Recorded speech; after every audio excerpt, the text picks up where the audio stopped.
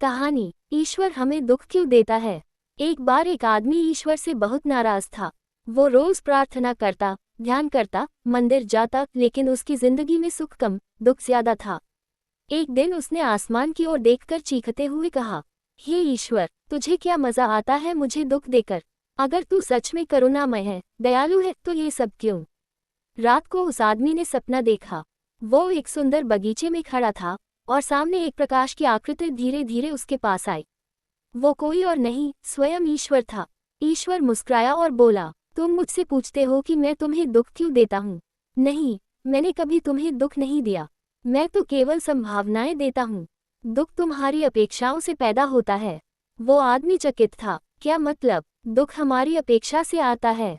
ईश्वर ने कहा, तुम जीवन से कुछ चाहते हो और जब वैसा नहीं होता तो तुम दुखी हो जाते हो। तुम प्रेम चाहते हो, पहचान चाहते हो, स्थिरता चाहते हो, लेकिन जीवन बहता है, वो तुम्हारी शर्तों पर नहीं चलता। मैं तो तुम्हें जगाने के लिए अनुभव देता हूँ, और कभी कभी दुख सबसे बड़ा गुरु बनकर आता है। फिर ईश्वर ने जमीन पर एक बीज दिखाया।